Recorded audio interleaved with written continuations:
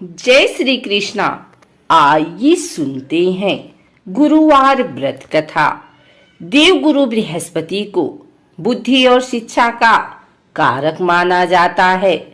गुरुवार को बृहस्पति देव की पूजा करने से धन, विद्या, मान सम्मान, प्रतिष्ठा और कई अन्य मनोवांछित फल की प्राप्ति होती है।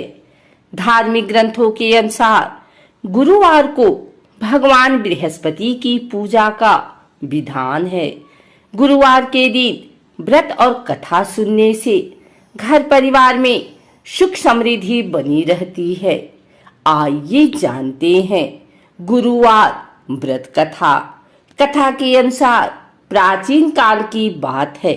किसी राज्य में एक बड़ा प्रतापी और दानी राजा राज्य करता था।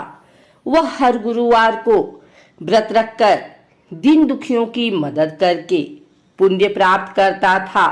परंतु ये बात उसकी रानी को अच्छी नहीं लगती थी।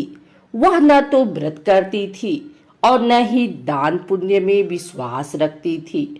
इतना ही नहीं, वह राजा को भी ऐसा करने से मना करती थी। एक समय की बात है, राजा शिकार खेलने के लिए बन गए। घर पर रानी और दासी थी। उसी समय गुरु बृहस्पति देव साधु का रूप धारण कर राजा के दरवाजे पर भिक्षा मांगने आए। साधु ने जब रानी से भिक्षा मांगी तो वह कहने लगी, हे साधु महाराज, मैं इस दान और पुण्य से तंग आ गई हूँ। आप कोई ऐसा उपाय बताएं जिससे कि सारा धन नष्ट हो जाए और मैं आराम से रह सकूं। इतना सुनकर बृहस्पति देव ने कहा, हे देवी, तुम बड़ी विचित्र हो। संतान और धन से कोई दुखी होता है। अगर अधिक धन है तो इसे शुभ कार्यों में लगाओ। कुंवारी कन्याओं का विवाह कराओ। विद्यालय और बाग बगीचे का निर्माण कराओ, जिससे तुम्हारे दोनों लोग सुधरे। परंतु साधु की इन बातों से रानी को खुशी नहीं हुई। उसने कहा कि मुझे ऐसे धन की आवश्यकता नहीं है जिसे मैं दान दूं और जिसे संभालने में मेरा सारा समय नष्ट हो जाए। तब साधु ने कहा, अगर तुम्हारी ऐसी इच्छा है तो मैं जैसा तुम्हें बताता हूँ तुम वैसा ही करना। गुरुवार के दिन तुम घर को गोबर से लीपना, अपने बालों को पीली मिट्टी से धोना, राजा से हजामत बनाने को कहना, भोजन में मांस मदिरा का प्रयोग करना, कपड़े धोबी के यहाँ धुलने देना। इस प्रकार 7 बृहस्पतिवार करने से तुम्हारा समस्त धन नष्ट हो जाएगा। इतना कहकर साधु के रूप में बृहस्पति देव अंतर ध्यान हो गए। साधु के अनुसार कई बातों को पूरा करते हुए रानी को केवल 3 बृहस्पतिवार ही बीते थे कि उसकी समस्त धन संपत्ति नष्ट हो गई। भोजन के लिए राजा का परिवार तरसने लगा। तब एक दिन राजा ने रानी से बोला कि हे रानी, तुम यहीं रहो, मैं दूसरे देश को जाता हूँ, क्योंकि यहाँ पर सभी लोग मुझे जानते हैं, इसलिए मैं कोई छोटा कार्य नहीं कर सकता। ऐसा कहकर राजा दूसरे देश चला गया।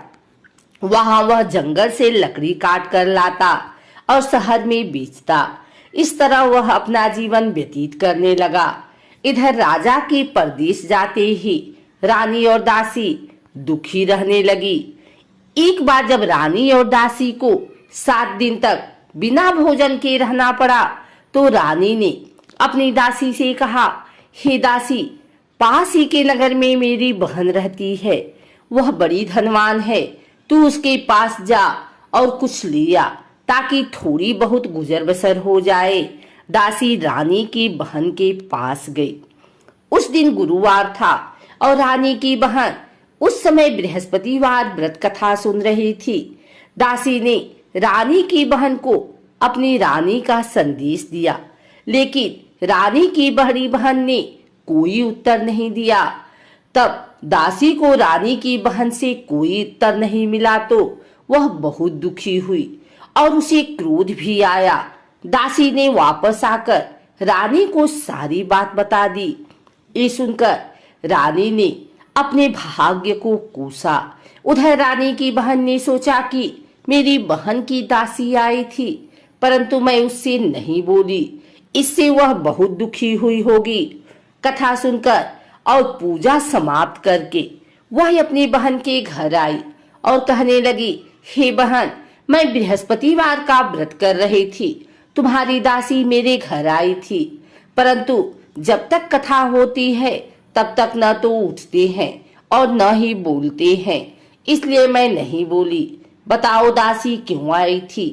रानी बोली, बहन, तुमसे क्या छिपाऊं, हमारे घर में खाने तक को अनाज नहीं है। ऐसा कहते कहते रानी की आंखें भर आई। उसने दासी समेत पिछले 7 दिनों से भूखे रहने की पूरी बात अपनी बहन को बता दी। रानी की बहन बोली, देखो बहन, भगवान बृहस्पति देव सबकी मनोकामना को पूर्ण करते हैं। देखो, शायद तुम्हारे घर में अनाज रखा हो। पहले तो रानी को विश्वास नहीं हुआ, पर बहन के आग्रह करने पर उसने अपनी दासी को अंदर भेजा तो उसे सचमुच अनाज से भरा एक घड़ा मिल गया। ये देखकर दासी को बड़ी हैरानी हुई। दासी रानी से कहने लगी, हे रानी, जब हमको भोजन नहीं मिलता तो हम व्रत ही तो करते हैं, इसलिए क्यों न इनसे व्रत और कथा की विधि पूछ ली जाए ताकि हम भी व्रत कर सके। तब रानी ने अपनी बहन से बृहस्पतिवार के व्रत के बारे में पूछा। उसकी बहन ने बताया, बृहस्पतिवार के व्रत में चने की दाल और मुनक्का केले की जड़ में अर्पित करें तथा दीपक जलाएं, व्रत कथा सुने और पीला भोजन ही करें। इससे बृहस्पति देव और भगवान विष्णु प्रसन्न होते हैं। व्रत और पूजा की विधि बताकर रानी की बहन अपने घर को लौट आई। 7 दिन के बाद जब गुरुवार आया तो रानी और दासी ने व्रत रखा। वह घुड़साल में जाकर चना और गुड़ लेकर आई, फिर उससे केले की जड़ तथा विष्णु भगवान की पूजा की। अब पीला भोजन की चिंता लेकर दोनों बहुत दुखी हुई। चूंकि उन्होंने व्रत रखा था, इसलिए बृहस्पति देव उनसे प्रसन्न थे। वह एक साधारण व्यक्ति का रूप धारण कर 2 थालों में पीला भोजन दासी को दी गए। भोजन पाकर दासी प्रसन्न हुई और फिर रानी के साथ मिलकर भोजन ग्रहण किया। उसके बाद वह सभी गुरुवार को व्रत और पूजा करने लगी।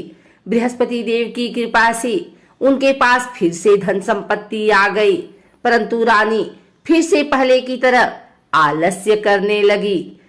तब दासी बोली, देखो रानी, तुम पहले भी इस प्रकार आलस्य करती थी, तुम्हें धन रखने में कष्ट होता था, इस कारण सभी धन नष्ट हो गया, और अब जब देव बृहस्पति की कृपा से धन मिला है तो तुम्हें फिर से आलस्य होने लगा है।